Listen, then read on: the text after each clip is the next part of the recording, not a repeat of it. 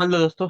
Good morning, नमस्कार। आप सभी का स्वागत है आप सभी के अपने यूट्यूब चैनल परीक्षा की शिक्षा में। उम्मीद करता हूँ, आशा करता हूँ कि आप सभी जो स्वस्थ हैं, कुशल मंगल है, अपनी तैयारी जो बढ़िया और अच्छे तरीके से आप सभी लोग कर रहे थे। जो भी क्लास में फर्स्ट टाइम आए हैं, पहली बार आए हैं, नए हैं, उन सबको बताना चाहते हैं आपकी जो है बीएड प्रवेश परीक्षा 2026 की जो आपकी तैयारी चाहते हो डेली बेसिस पे रेगुलर करवाई जाती है। जिसे भी तैयारी पूरी करनी है, कंप्लीट करनी है, चैनल को सब्सक्राइब करके आप लोग हमारे साथ जुड़ जाइए। क्लास का समय देखिए, जीके जीएस की जो क्लास है सुबह 10 बजे, रीजनिंग की जो क्लास है दोपहर को 1 बजे, कला की जो क्लास है शाम को 4 बजे, हिंदी की जो क्लास है शाम को 7 बजे आप सबको देखने को मिलती है। इसी टाइम पे आप सबको क्लास से जुड़कर अपनी तैयारी को पूरा और कंप्लीट करना है। नीचे डिस्क्रिप्शन आप सबको इंस्टाग्राम टेलीग्राम का लिंक मिलेगा, तो इंस्टाग्राम पे फॉलो करिए और टेलीग्राम से ज्वाइन करिए। टेलीग्राम से डेली बेसिस क्लास का अपडेट, एग्जाम का अपडेट और जो पीडीएफ वगैरह आपको देखने को मिल जाएगा, तो आप लोग जो है इसको ज्वाइन कर लीजिएगा टेलीग्राम चैनल को, ठीक है।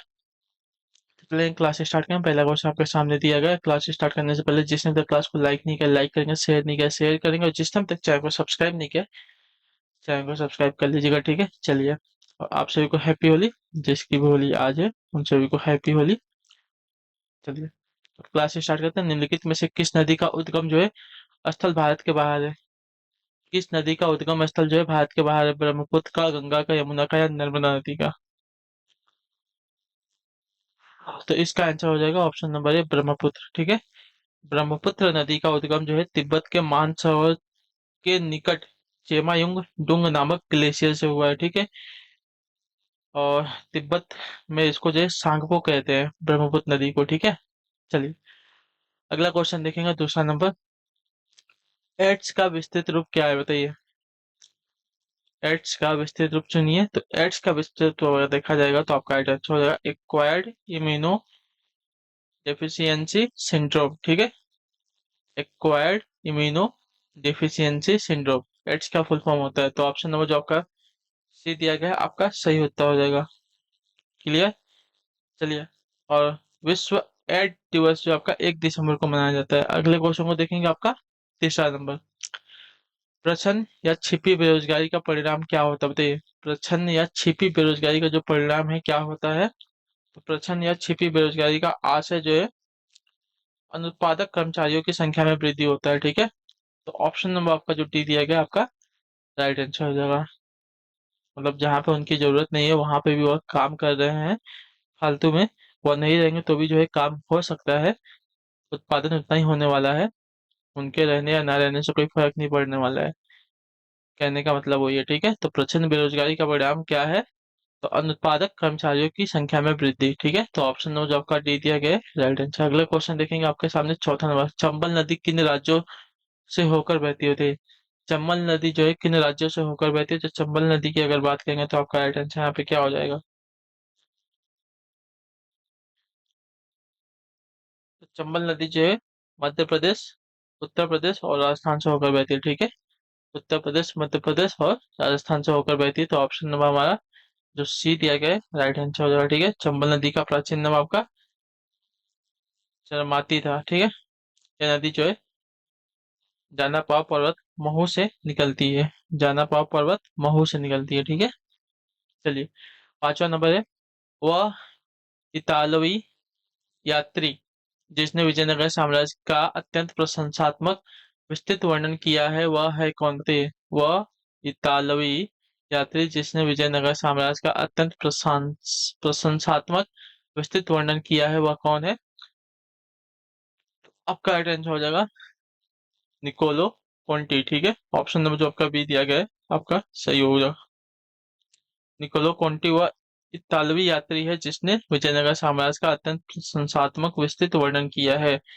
निकोलो कोटी ने देवराय प्रथम के शासनकाल में विजयनगर की यात्रा की थी। क्वेश्चन नंबर छठा है, बताइएगा सर। तो ध्वनि मापक इकाई को कहते हैं क्या, बताइए। ध्वनि मापक इकाई इकाई को क्या कहते हैं? तो ध्वनि जो है किस में मापी जाती है? तो आपका राइट आंसर होगा डेसिबल में, ठीक है। ऑप्शन नंबर जो दिया गया है सी वाला विकल्प, डी वाला विकल्प आपका राइट आंसर होगा।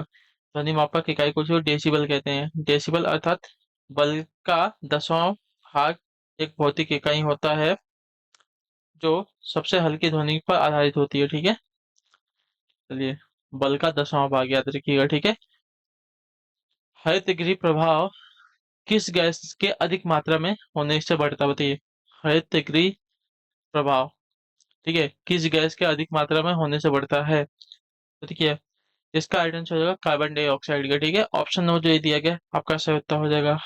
कार्बन डाइऑक्साइड गैस के अधिक मात्रा में होने से जो है हरित गृह प्रभाव बढ़ता है। तो ऑप्शन नंबर ए हमारा राइट आंसर। अगला क्वेश्चन देखेंगे, क्वेश्चन नंबर 8 क्या देगा है? जिम कॉर्बेट नेशनल पार्क कहाँ पर होते हैं? जिम कॉर्बेट नेशनल पार्क कहाँ पर स्थित है? जिम कॉर्बेट नेशनल पार्क की अगर बात करेंगे तो आपका राइट आंसर आ जाएगा उत्तराखंड के रामनगर में। ठीक है, नैनीताल। ऑप्शन नंबर जो ये दिया गया आपका राइट आंसर है। Jim Corbett national park Uttarakhand के रामनगर यानी कि नैनीताल में स्थित है। बाघ परियोजना के तहत आने वाला यह पहला राष्ट्रीय पार्क था। ठीक है, चलिए अगला है क्वेश्चन नंबर 9। सुंदरवन है क्या? बताइए सुंदरवन क्या है आपका? तो सुंदरवन की अगर बात करें तो आपका है गंगा ब्रह्मपुत्र का डेल्टा है। ठीक है, ऑप्शन नंबर जो आपका ये दिया गया राइट आंसर हो जाएगा। सुंदरवन गंगा ब्रह्मपुत्र डेल्टा में स्थित है। यह विश्व का सबसे बड़ा नदी डेल्टा है। ठीक है, चलिए नेक्स्ट है आपका क्वेश्चन नंबर 10 क्या देगा? शांति स्वरूप भटनागर पुरस्कार निम्नलिखित में से किन कार्यों हेतु प्रदान किया जाता है? शांति स्वरूप भटनागर पुरस्कार जो है निम्नलिखित में से किन कार्यों हेतु प्रदान किया जाता है? इसका सही उत्तर क्या हो जाएगा? तो इसका राइट आंसर हो जाएगा साथियों, यह पुरस्कार जो है विज्ञान की विभिन्न शाखाओं में उल्लेखनीय योगदान हेतु प्रदान किया जाता है। ठीक है, तो ऑप्शन नंबर आपका बी जो दिएगा राइट आंसर होगा। यह पुरस्कार जो है सुप्रसिद्ध भारतीय वैज्ञानिक डॉक्टर शांति स्वरूप भटनागर की याद में वर्ष 1957 में प्रारंभ किया गया था। चलिए 11 नंबर प्रश्न ध्यान से देख के बताइएगा सही उत्तर क्या पूछा गया। स्वतंत्रता के बाद रियासतों के एकीकरण में सबसे महत्वपूर्ण भूमिका किसके द्वारा निभाई गई? बताइए। स्वतंत्रता के बाद रियासतों के एकीकरण में सबसे महत्वपूर्ण भूमिका किसके द्वारा निभाई गई? इसका सही उत्तर क्या होगा? तो इसका राइट आंसर हो जाता है सरदार वल्लभ भाई पटेल के द्वारा। ठीक है, ऑप्शन नौ जो आपका ये दिया गया राइट आंसर होगा। सरदार वल्लभ भाई पटेल ने स्वतंत्रता के बाद जो है रियासतों के एकीकरण में सबसे महत्वपूर्ण भूमिका निभाई थी। भारत की आजादी के बाद पटेल देश के प्रथम गृह मंत्री और उप प्रधानमंत्री बने। पटेल को भारत का विस्मारक और लौह पुरुष भी जो है कहा जाता है। चलिए 12 नंबर प्रश्न ध्यान से देख के बताइएगा। चलकुला नृत्य चलकुला नृत्य जो है रिक्त स्थान से संबंधित है। गुजरात से, मध्य प्रदेश से, उत्तर प्रदेश से या बिहार से?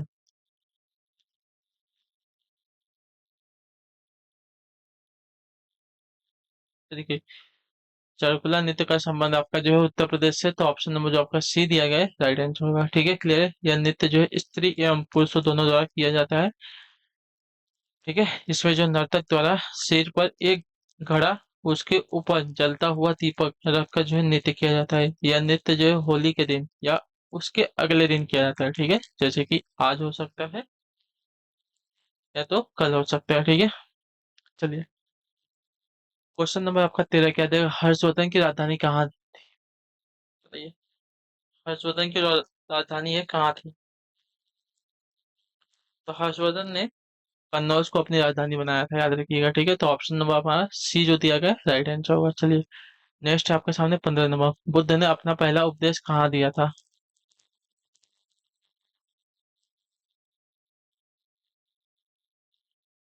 तो ज्ञान प्राप्ति के बाद बुद्ध ने अपना पहला उपदेश जो है सारनाथ में दिया था। ठीक है, तो ऑप्शन नंबर जो आपका ए दिया गया है राइट आंसर हो जाएगा, जिसे धर्मचक्र प्रवर्तन कहा जाता है। सारनाथ में अशोक का चतुर्मुख सिंह स्तंभ भी है। यह भारत के राष्ट्रीय चिन्ह के रूप में जो है प्रयोग किया जाता है। ठीक है, अगले क्वेश्चन को देखेंगे 15 नंबर। उत्तर दीजिएगा राइट आंसर। कंप्यूटर की स्मृति का मापन किया जाता है किसके द्वारा? बताइए। कंप्यूटर की स्मृति का मापन किया जाता है किसके द्वारा? तो कंप्यूटर की स्मृति का मापन जो है बिट्स के द्वारा किया जाता है। ठीक है, कंप्यूटर की स्मृति का जो मापन है बिट्स के द्वारा किया जाता है। तो ऑप्शन नंबर सी हमारा सही उत्तर होगा। क्लियर सभी को? चलिए नेक्स्ट देखेंगे आपके सामने क्या देगा। 16 नंबर प्रश्न। उत्तर दिया गोभी कालाहारी आटागामा सहारा कहाँ है? बताइए। का क्या है बताइए। ठीक है, गोभी कालाहारी आटागामा सहारा क्या है यहाँ? तो ये सभी के सभी क्या है हमारे मरुस्थल है। ठीक है, याद रखिएगा। तो ऑप्शन नंबर जो आपका बी दिया गया आपका राइट आंसर हो जाएगा। क्लियर। सहारा विश्व का सबसे बड़ा मरुस्थल है जो अफ्रीका महाद्वीप में स्थित है। अगले क्वेश्चन को देखेंगे 17 नंबर। क्या जाए जैन धर्म के 23वें तीर्थकर कौन थे? बताइए। जैन धर्म के 23वें तीर्थकर कौन थे? तो जैन धर्म के 23वें तीर्थकर की अगर बात करेंगे तो आपका राइट आंसर होगा पार्श्वनाथ स्वामी। ठीक है, 24वें हमारे महावीर स्वामी, पहले हमारे ऋषभ देव थे। ठीक है, तो ऑप्शन नंबर जो हमारा सी दिया गया है राइट आंसर हो जाएगा। क्लियर सभी को इसके बारे में?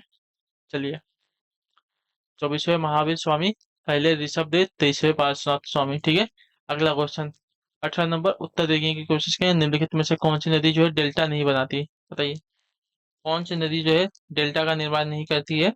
तो इसका राइट आंसर आपका हो जाएगा यहाँ पे नर्मदा नदी। ठीक है, ऑप्शन नंबर जो आपका भी दिया गया है, आपका राइट आंसर है नर्मदा नदी जो है डेल्टा नहीं बनाती है या एस्चुरी बनाती है। नर्मदा नदी को मध्य प्रदेश की जीवन रेखा भी कहते हैं। ठीक है, चलिए, बहुत ही इंपॉर्टेंट नदी वहाँ की। ठीक है, किस पंचवर्षीय योजना के बाद जो है अनवरत योजना यानी कि रोलिंग प्लान को लागू किया गया था। किस पंचवर्षीय योजना के बाद जो है अनवरत योजना यानी कि रोलिंग प्लान को जो है लागू किया गया था। तो इसका राइट आंसर आपका हो जाएगा यहाँ पे पांचवी पंचवर्षीय योजना के बाद। ठीक है, ऑप्शन नंबर जो आपका बी दिया गया है राइट आंसर हो जाएगा। क्लियर हो गया इसके बारे में। चलिए, अगले क्वेश्चन को देखेंगे क्या दिया गया है। 20 नंबर बताइएगा सही उत्तर का। कौन सा कर जो है समाज के गरीब श्रेणी के समुदायों पर बोझ बनता है, बताइए कौन सा कर जो है समाज के गरीब श्रेणी के समुदाय पर बोझ बनता है। तो इसका राइट आंसर हो सकती है अप्रत्यक्ष कर। ठीक है, ऑप्शन नंबर जो आपका डी दिया गया है राइट आंसर होगा। अप्रत्यक्ष कर जो है समाज के गरीब श्रेणी के समुदाय पर क्या है, बोझ बनता है। यह कर जो है जिस पर आरोपित किया जाता है उससे न वसूल कर किसी अन्य व्यक्ति एवं संस्था से वसूला जाता है। ठीक है, चलिए, नेक्स्ट है आपके सामने क्या 21 नंबर। डॉक्टर बी आर अम्बेडकर द्वारा किस अनुच्छेद को जो है संविधान का हृदय व आत्मा संदर्भित किया गया है, बताइए डॉक्टर बी आर अम्बेडकर द्वारा किस अनुच्छेद को जो है संविधान का हृदय व आत्मा संदर्भित किया गया है। तो इसका राइट आंसर आपका हो जाएगा तो अनुच्छेद 32 को। ऑप्शन नंबर जो आपका बी दिया गया आपका राइट आंसर होगा। डॉक्टर बी आर अम्बेडकर ने अनुच्छेद 32 को संविधान का हृदय व आत्मा संदर्भित किया है। इसे संवैधानिक उपचारों का अधिकार भी कहा जाता है। यह अनुच्छेद सर्वोच्च न्यायालय को 5 प्रकार की रिटें जारी करने के अधिकार देता है। ठीक है, चलिए, नेक्स्ट आपके सामने क्या है 22 22 नंबर। निम्नलिखित में से कौन से प्रावधान के लिए जो है संसद में विशेष बहुमत की आवश्यकता पड़ती है, बताइए निम्नलिखित में से कौन से प्रावधान के लिए जो है संसद में विशेष बहुमत की आवश्यकता पड़ती है। तो इसका राइट आंसर आपका हो जाएगा यहाँ पे मौलिक अधिकारों में परिवर्तन के लिए। ठीक है, ऑप्शन नंबर जो आपका ये दिया गया आपका राइट आंसर मौलिक अधिकारों में परिवर्तन के लिए संसद में विशेष बहुमत की आवश्यकता होती है। भारतीय संविधान के अनुच्छेद 368 में विशेष बहुमत से तात्पर्य संसद सदन की कुल सदस्य संख्या की बहुमत तथा उपस्थित और मतदान करने वाले सदस्यों को 2/3 बहुमत होता है। ठीक है, तब जाके जो है मौलिक अधिकार में परिवर्तन होता है। ठीक, अगला प्रश्न 23 नंबर बताइएगा आइटम किस अधिनियम ने ईस्ट इंडिया कंपनी के व्यापारिक एकाधिकार को जो है समाप्त कर दिया था, बताइए किस अधिनियम ने जो है ईस्ट इंडिया कंपनी के एक व्यापारिक एकाधिकार को जो है समाप्त कर दिया था। इसका सही उत्तर क्या होगा, तो इसका आंसर हो जाता है चार्टर अधिनियम 1813 वाले ने। ठीक है, ऑप्शन नंबर आपका डी दिया गया आपका राइट आंसर होगा। चार्टर अधिनियम 1813 ने जो है ईस्ट इंडिया कंपनी के व्यापारिक एकाधिकार को जो है समाप्त कर दिया था। केवल चीन के साथ एवं चाय के व्यापार पर कंपनी के एकाधिकार को जो है सुरक्षित रखा गया था। ठीक है, चीन के साथ और चाय के व्यापार में। ठीक है, कंपनी के एकाधिकार को जो है सुरक्षित रखा गया था। 24 नंबर बताइएगा राइट आंसर होगा। निम्नलिखित में से किस राज्य में जो है पंचवर्षीय क्या है, किस राज्य में जो है पश्चिमी विक्षोभ यानी कि वेस्टर्न डिस्टरबेंस के कारण जो है वर्षा होती है। किस राज्य में जो है पश्चिमी विक्षोभ यानी कि वेस्टर्न डिस्टरबेंस के कारण वर्षा होती है। तो इसका राइट आंसर आपका हो जाएगा यहाँ पे पंजाब राज्य में। ठीक है, ऑप्शन नंबर जो आपका ये दिया गया है राइट आंसर हो जाएगा। चलिए, पश्चिमी विक्षोभ के कारण उत्तरी भारत पाकिस्तान व नेपाल में जो है बर्फ के साथ वर्षा होती है। ठीक है, चलिए, अगला प्रश्न देखेंगे क्या दिया गया है। 25 नंबर आखिरी क्वेश्चन। पादप कोशिका भित्ति मुख्यतः किससे बनी होती है। पादप कोशिका भित्ति जो है मुख्यतः किससे बनी होती है। तो देखिए पादप कोशिका भित्ति मुख्यतः जो है सेल्यूलोज से बनी होती है। तो ऑप्शन नंबर जो आपका सी दिया गया है राइट आंसर होगा। ठीक है, यह एक बहुत जटिल पदार्थ है तथा सेल्यूलोज पौधों को संरचनात्मक दृढ़ता प्रदान करता है। कागज निर्माण में भी जो है सेल्यूलोज का प्रयोग किया जाता है। चलिए, तो इसी के साथ जो क्लास है आज की यहीं पे पूरी होती है, कंप्लीट होती है। उम्मीद करता हूँ आप सबको क्लास जो अच्छी लगी पसंद है। अपना जो फीडबैक है क्लास का नीचे कमेंट में दीजिएगा। अपना रिवीजन करते रहिएगा। कुछ भी डाउट कुछ भी कोई कुछ भी प्रश्न हो नीचे कमेंट करके पूछ लीजिएगा। ठीक है, और रिवीजन अपना आप लोग छोड़ेंगे नहीं, रिवीजन करते रहिएगा। आप सभी से मिलेंगे हम आपकी नेक्स्ट क्लास में। तब तक के लिए टाटा बाय बाय, जय हिंद जय भारत। आप सभी का क्लास से जुड़ने के लिए बहुत बहुत ही धन्यवाद साथियों।